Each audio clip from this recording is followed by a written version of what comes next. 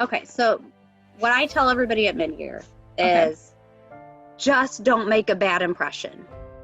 Okay, and I know that sounds funny, but we talk to so many people so quickly that I truly, and I'm somebody who's really good with faces and names, but I truly remember very few people at mid-year that I talked to because they wowed me, right?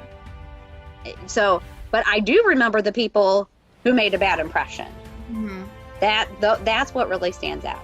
So if you walk out of Showcase and you say, man, I really don't feel like I impressed anybody, as long as you don't say, oh my gosh, I totally rubbed her the wrong way, you probably did a just fine job. Okay. What program directors really view mid-year as is about you getting information about us so that you can decide if these people seem like decent humans and I can work with them for a year. Right. This program really meets X, Y, and Z, which is the most important to me. That's what mid-year's about. Mid-year is not about us saying, oh my gosh, that was the most perfect candidate that I talked to for 5 minutes, right? We do that at the interview. Okay. So as long as you don't make a bad impression, you did a good job. So then to me, all that I gather from that is a negative interaction. Well, the main reason we go to mid-year is basically the showcase. Yes. From a psychological standpoint, it's, everybody's invited to the party, and now it's up to you. Do you want to go to the party or not? And for these candidates, these students, if you're not there, what's their interpretation of that? And so we try to do the best we can to provide the best and the most optimal, current, up-to-date and information that is unique for our program as compared to the other programs that's there at the showcase over a 3-day or 2-day period. I view mid-year more as a benefit for the candidate than an actual program. Okay. To be honest, we often will have candidates sign in at our booth just so we can see who attended and who did not. And you either have, and usually to be very memorable, you have to stand out in a very negative way. So really, in my opinion, the mid-year showcase is more a benefit for the candidate to approach us and ask more specific questions to see if our program can meet their needs, get a gauge maybe for how we interact with each other and our personalities to see if they really want to work with us every single day for the next year. To me, it's extremely significant. It's my first indication typically that they have interest in our program. So apart from it, unless they're sending me direct emails, that's going to be a signal to us that they are interested, that they want to learn more about it. So I encourage those interactions because not only does it give them time with me to ask questions about the program, but it also gives them time with the residents to learn more about how they would be functioning within the program. Because honestly, we're there to market who we are to whoever might be interested. And so I know a lot of students tend to get really nervous when they go to showcases because they're afraid they're going to say the wrong thing or they're going to make a bad impression. But, I think that if students really take that opportunity to ask questions that they're really curious about and not feel like they have to ask questions that they were told to ask because it's quote unquote a good question, is really important. And so I don't know if you know this, I'm president of MSHP. As far as at MSHP, that's my baby. So if you come up and talk to me there, I'm going to remember you and I'm going to be impressed that as a student you were involved in your state organization, because that's a totally different being to me than MSHP or than ASHP. Right. Because at MSHP, you don't have to be involved in that. You don't have to come there. That's above and beyond and extra. So I really view that as for me, that's a more important kind of thing because I call my residency my 4th child and MSHP is my 5th. So that is such an important thing to me, and the fact we don't have a ton of student involvement in it. So the fact that got involved as a student and you came and talked to me shows to me that you're really a go-getter.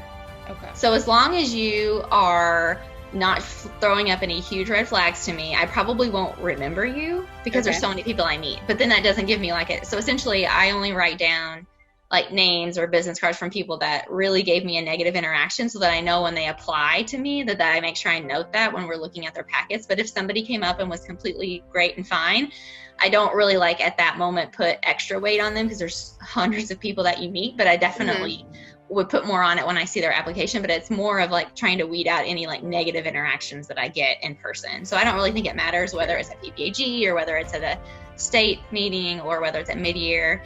You know, if you come up and ask appropriate questions and don't have any red flags, then I kind of like interact with you and kind of move on. There might be a handful of people I might remember just because of something specific that we talked about, but don't specifically like make notes that I really, this person has to come on site, just because there's so much I don't know about them and about the other people. But it's really more of a way to make sure it's actually more for you guys to get to know about us if you want to apply. And then I just use it as did anything negative come up interaction wise or something that was said that would maybe like make me want to take note of that. But otherwise, I don't think that's what make or breaks you. I'll be honest with you, not really. Out of respect, you know, there's a lot of students that can't afford to go to mid-year. It could be financially, it could be test time.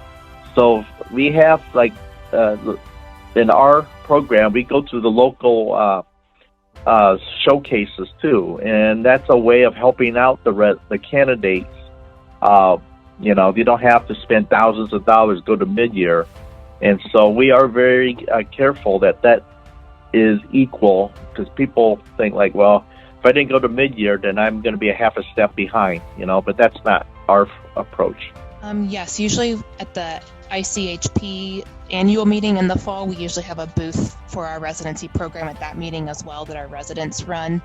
So again, usually our residency directors are not usually at that showcase, but the residents usually take attendance and will talk to potential candidates about the program as well. So yeah, they're more than welcome to come and ask questions. Also significant. I value each of these showcases with equal merit. I think that the thing about mid-year is, you know, it's kind of the glitz and glamour, the big showcase, and gives an opportunity for maybe residents who are interested from out of state to come in. But if someone, you know, a local student would visit me at a local showcase and then wouldn't visit me at ASHP, I'm not, because they can't afford to go or whatever reason they might not be able to travel there, I'm not going to hold that against them, if that makes sense. And so, I mean, I really love talking to potential candidates, especially if we cross paths again in the on-site interview and beyond.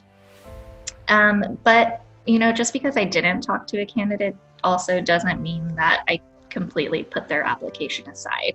So I think if I had to give one piece of advice, I would say if students can really focus on what they need to get out of a residency showcase, that's the most important thing. We totally, like me as an RPD, I totally understand that. Mid-year's freaking expensive. It is.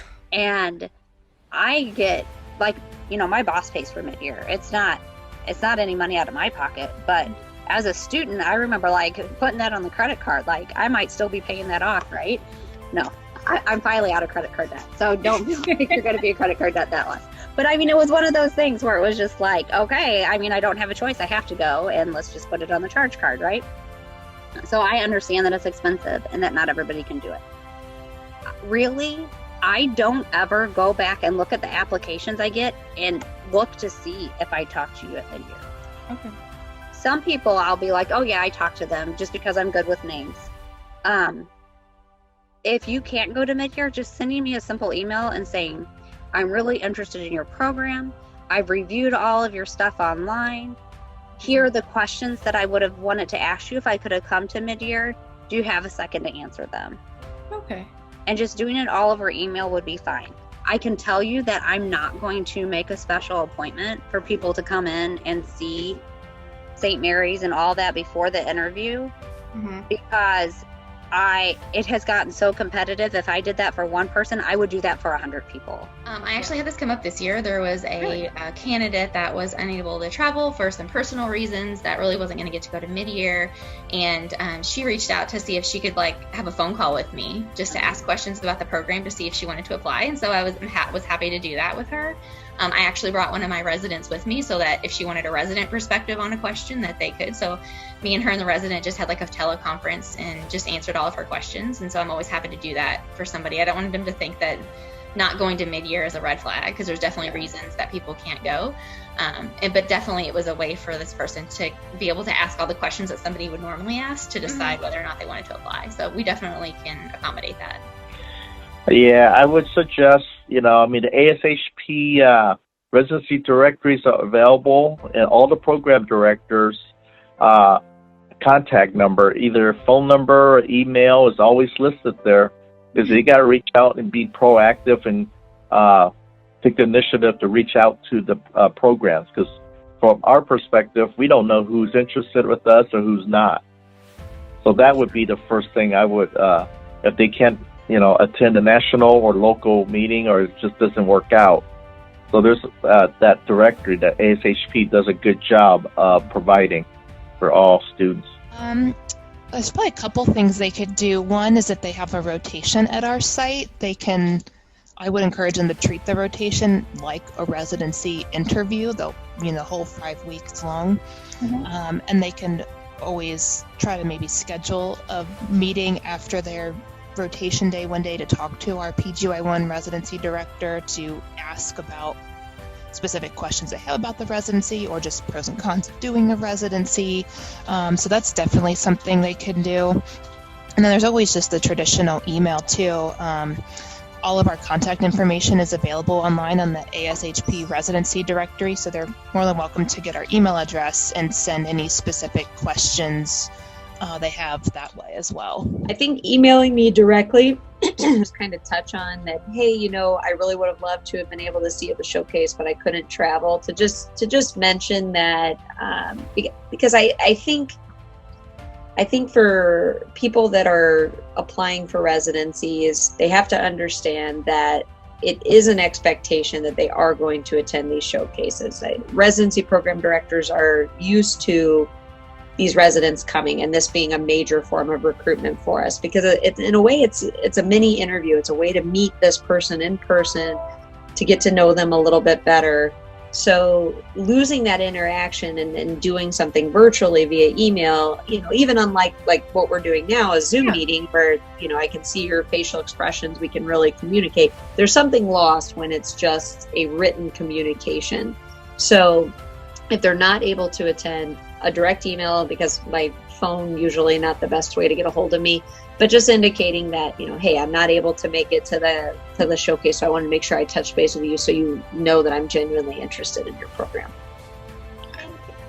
Even if I don't see them at ASHP mid-year, we still will review their application and see if they're a good fit for our program.